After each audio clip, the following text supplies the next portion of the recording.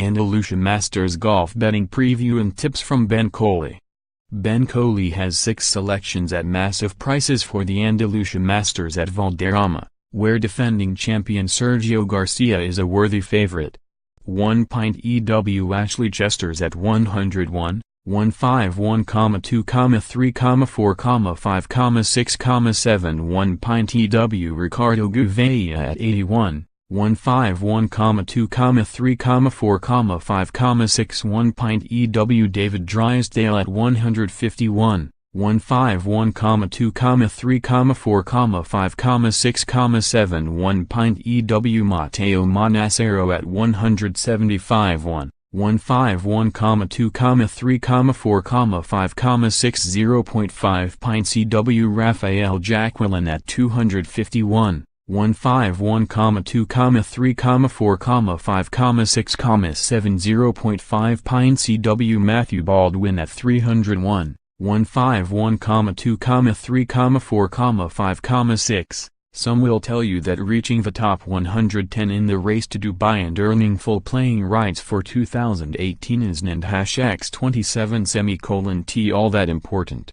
that failing to reach the magic number does not equal the end of your career at this level, even in the short term, and that people like me make it too much of the scramble for cards, which will again be a major part of the conversation in this week and X27 Andalucia Masters.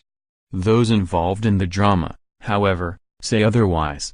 To a man, they will tell you that there and X27 no pressure quite like that which is attached to the final regular event of the European Tour season if you and X27 re one of those on the outside looking in, or even among the small group who could be knocked from into out should they fail to make the weekend and top up their points.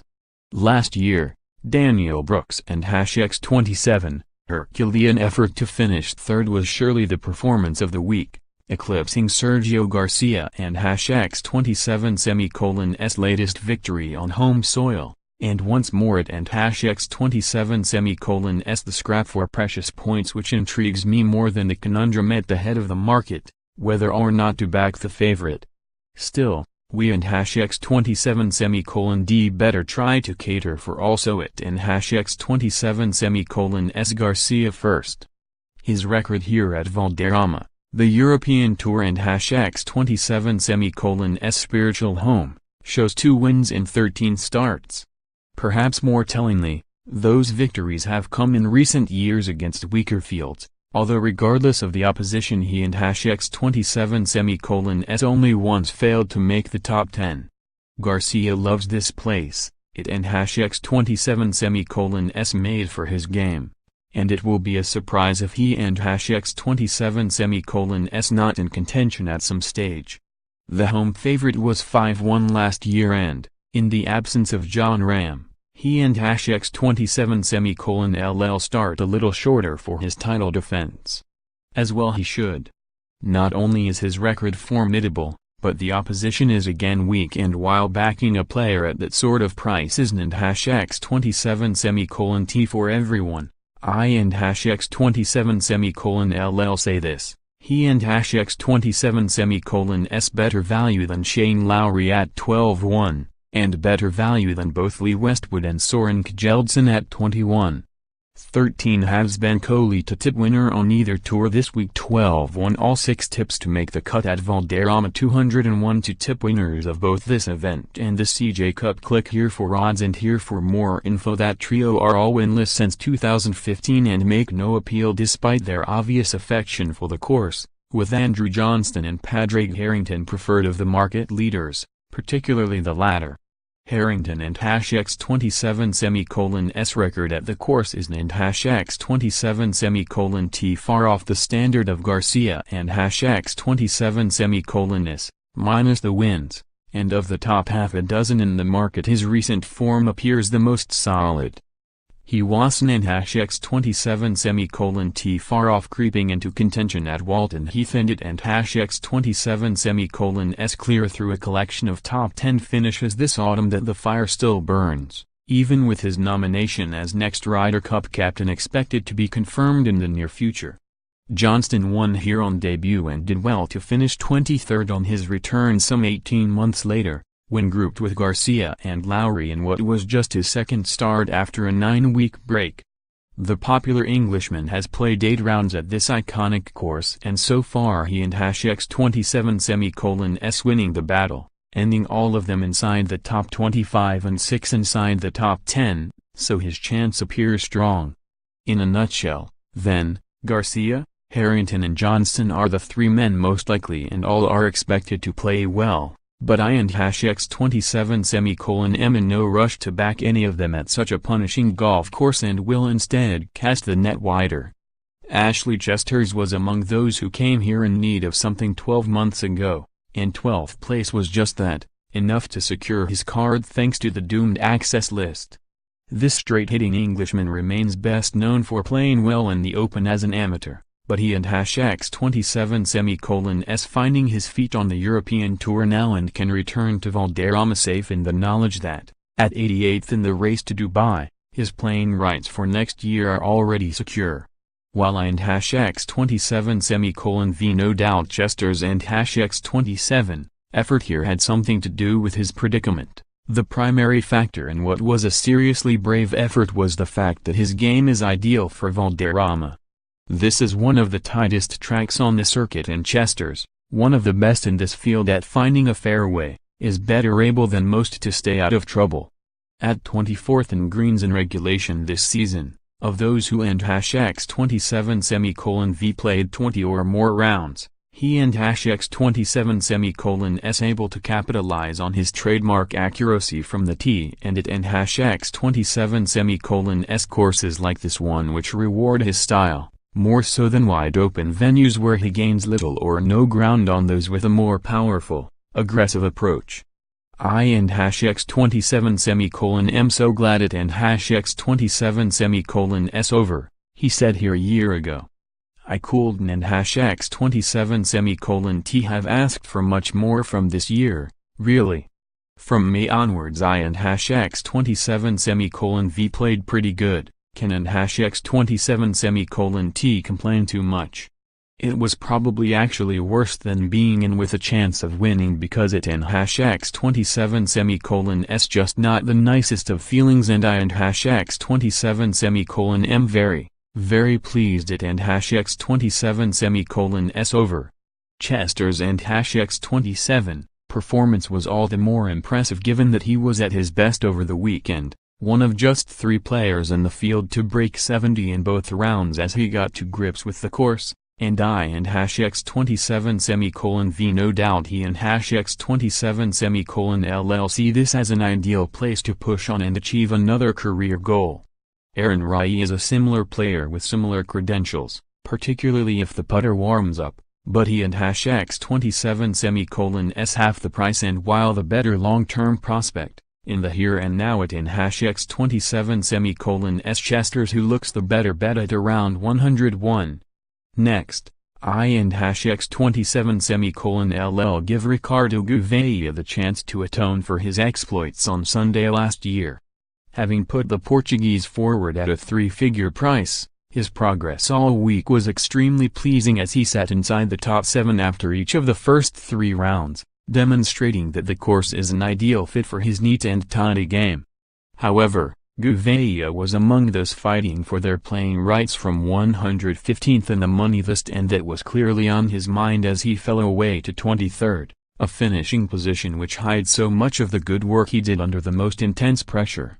A year on, and 2 top 10 finishes in 3 starts have seen him climb to 104th and a position from which he should be able to take care of business by Saturday morning, the hope being that having made the cut he can stick around and contend for his first European Tour title having won 3 times on the Challenge Tour.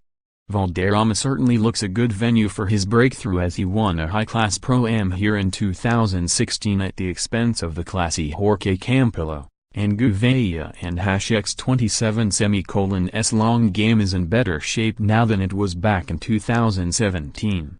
A strong finish at Walton Heath on Sunday should have him in ideal shape and this talented 27-year-old could be the latest to confirm himself a specialist at a course which does produce its fair share, with anything upwards of 51 well worth taking. What a great way to finish at British Masters. Weather was very demanding this week, but really happy with the way I fought all week.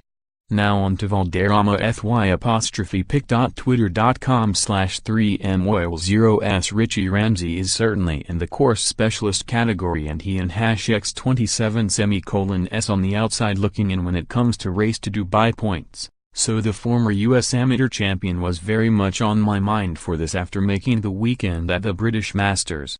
However, along with Rai, his course form has seen him priced up alongside players whose games are in much better shape overall, and while I do believe we and #X27 see several out-of-sorts types step up when they have to, all speculation has to be built into the odds. With that in mind, I prefer four-time European Tour winner Matteo Manassero.